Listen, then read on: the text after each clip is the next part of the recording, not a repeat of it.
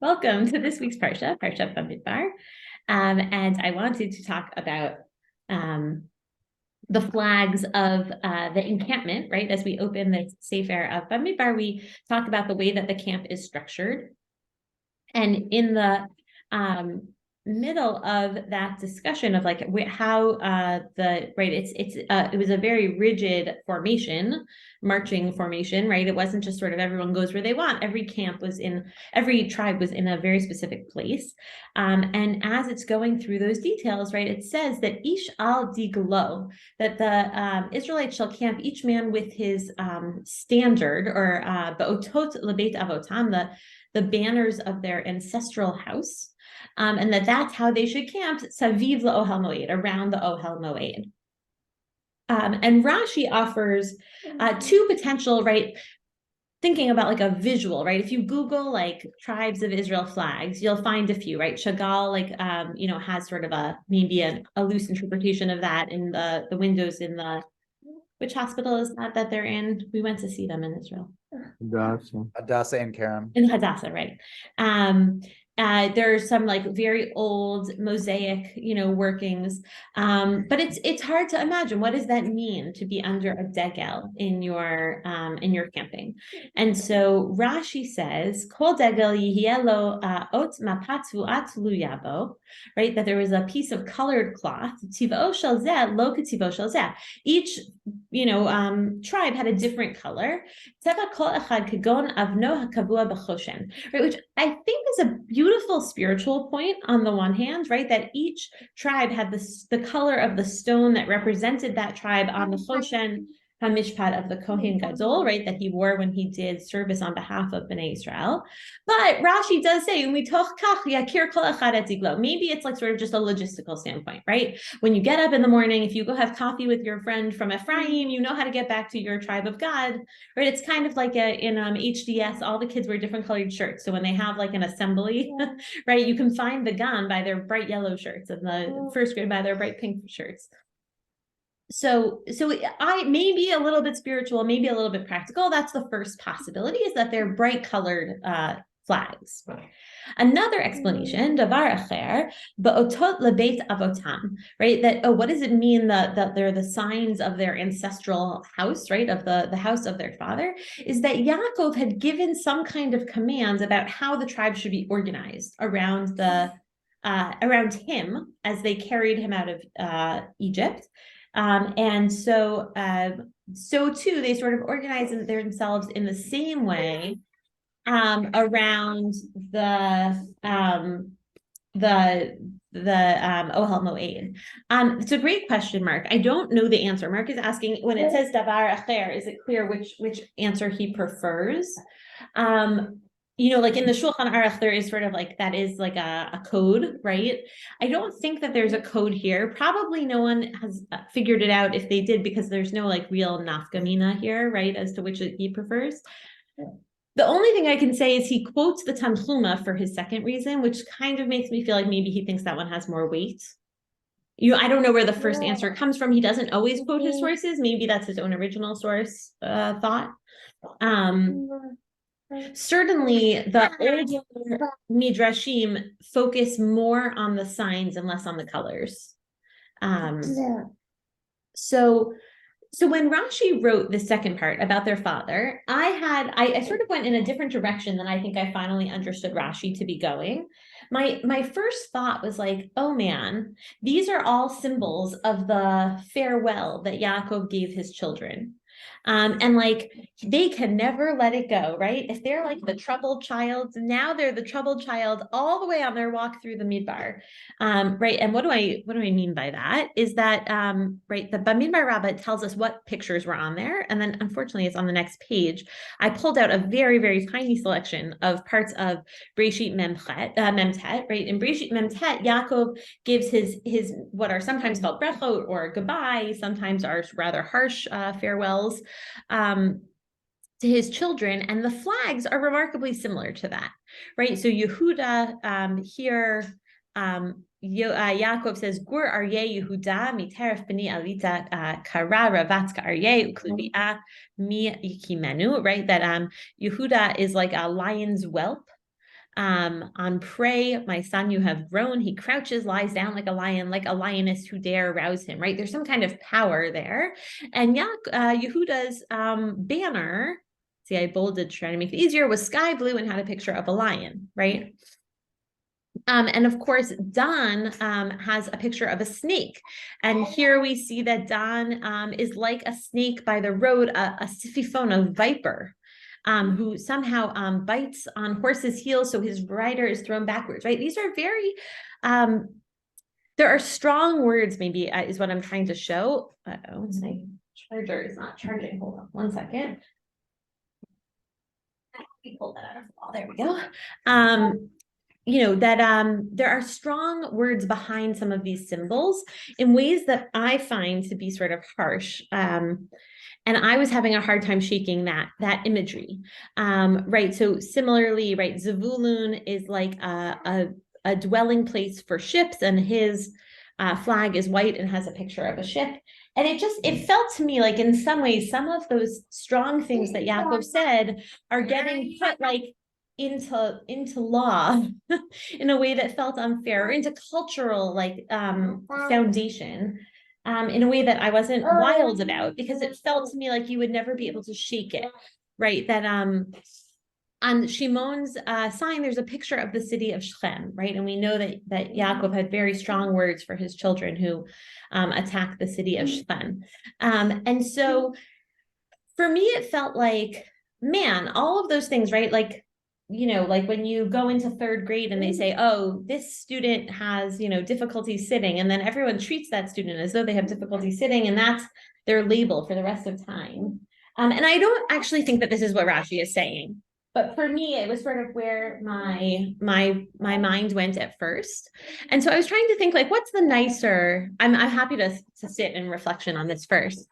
If anyone besides Noam has an idea. Yeah. You're having a hard time.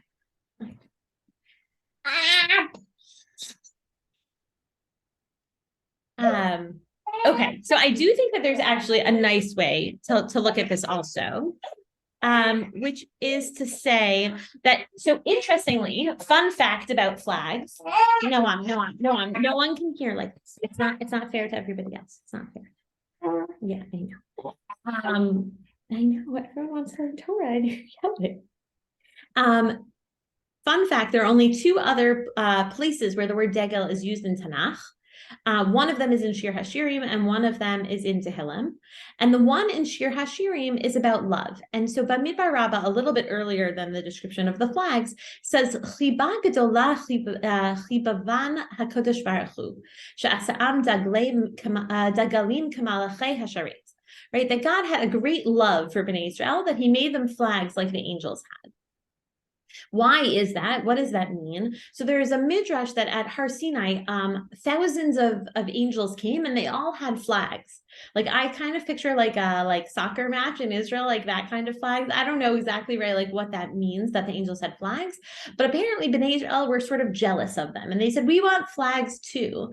And so I was reading something far too long to put on a source sheet, but from Rav Kook, that he was saying, well, what is the job of a malach? Right? To say, what is a malach? It's a messenger, someone who's going on some kind of very specific task-driven mission. And so in some way, maybe Bnei Israel were saying, we need specific jobs. We can't just have this job to like go through the desert or to be, good Jews. We need to have something specific. And so by giving us these very specific signs, maybe, calling back on what Yaakov saw as strengths and weaknesses is actually a gift to say, look, Yehuda, you are good at being a Yehuda. Zavulun, you are good at being a safe haven for ships, right? Dan, you have this power, which could be too strong in one direction, or could be, very protective of your people. And so really that it's Kadesh Shiyu Nikarin, which I translated as distinguishable or recognizable, right? That you're all different. You all have your own sort of idea. And Rav Kook is quoting from the Netivot Shalom. This is really like a watered down quote because it is in English, and quoted here. But what the Slonimer Rebbe said was, just as each nation and each military corps has a unique banner, which denotes its special task, so too each individual has his own banner and special task, right? And so when you sort of put all those pieces together, it's, I was reading something where he said, unity does not have to mean no diversity, right? That we can all sort of be ourselves and fly our own banners, and that makes us a stronger camp overall in some way. And what I thought of, the politics I do feel comfortable recording, is I don't know if anyone has seen this viral post about Rav Yosef Tzvi Rimon and Noah, I think her name is.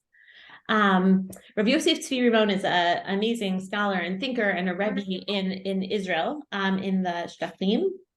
And he was in Europe, I guess, on some kind of probably like a book tour or a teaching tour. Yes. And when he got on his flight home, the screens all said Mazel Tov or Yashar Kochech or whatever it was, Noah. And he turned to this young woman next to him and he said, "Who's Noah?" And she said, "I'm Noah." She was the woman who placed third in Eurovision on behalf of Israel. And she was sitting next to Rav Rimon on the flight home.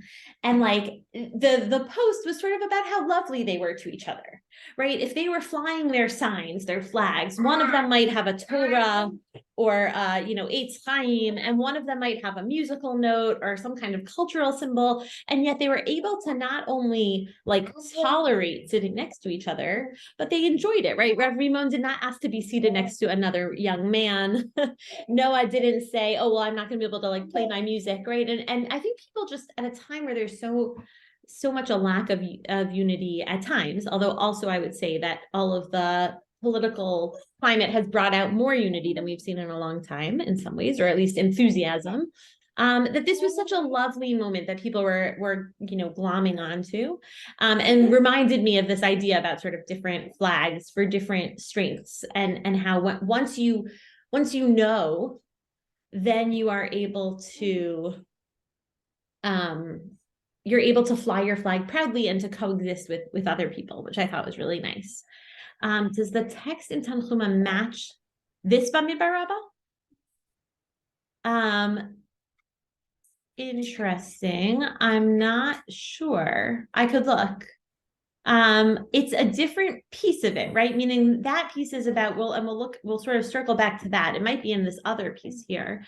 But this piece, the Bamidbar Rabbah part, and the other like sort of little piece to focus on is that flags can certainly be about military strength or sort of this like aggressive nationalism with which they are sometimes associated. But there's also one,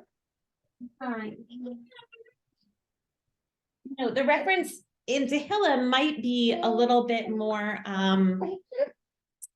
the reference in Tehillim is a little bit more nationalist. I would say this one is like kind of neutral.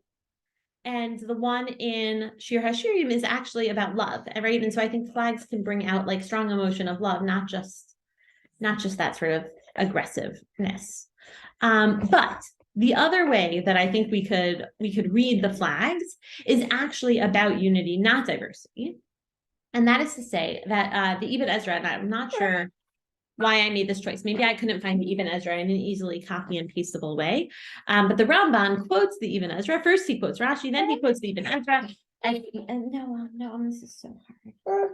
As saying that that the four signs, and this is like more in line with that first, with the Rashi, the second part of Rashi, which is that it's not just the 12 tribes, but the four tribes, how they're sort of arranged around the Ohel Moed, seems to line up with a verse from Yechezkel. So what does that mean? It means that on Reuven's flag, Bamidbar Rabbah imagines that it is mandrakes, which is super interesting, right? That's a reference to when Reuven collected these dudaim for his mother, and his aunt ended up trading them, and it's like a sign of jealousy in Yaakov's tents. But in any event, some of the commentaries are imagining that these are flowers in the shape of a man, that there was some sort of like symbol of a person on Reuven's. On Yehuda's, there's a lion. right? On Ephraim's, there's an ox, and on Dan's, there's an eagle. So if you hold those four, then they very much match up to what Yechezkel was imagining as this like divine chariot, right? That a human face at one side, then on the right front, the lion, that's Yehuda, right? And then back the ox of Ephraim, and then on the other side, the eagle of Dan. And so if you think about it from that perspective, hello, Charles. Sorry, my internet's going.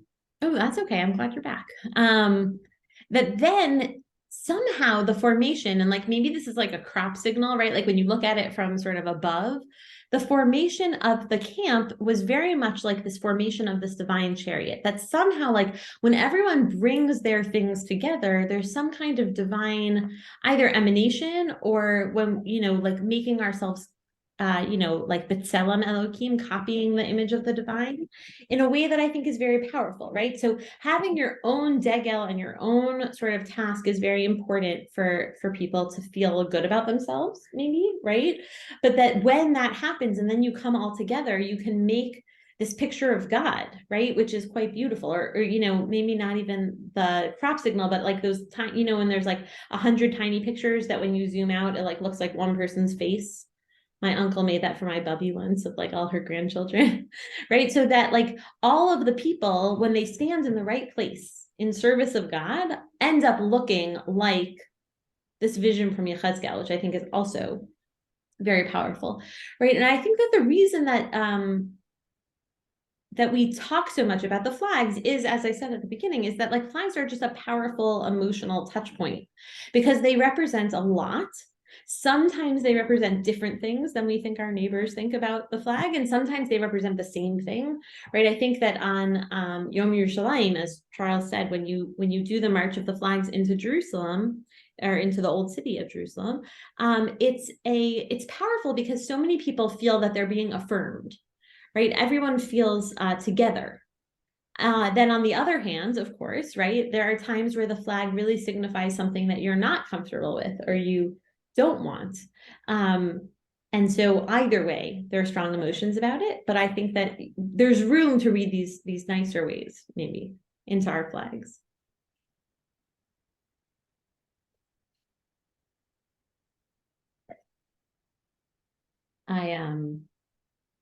There's nothing on page 3. It's a false alarm. I'm going to stop the recording to allow for maybe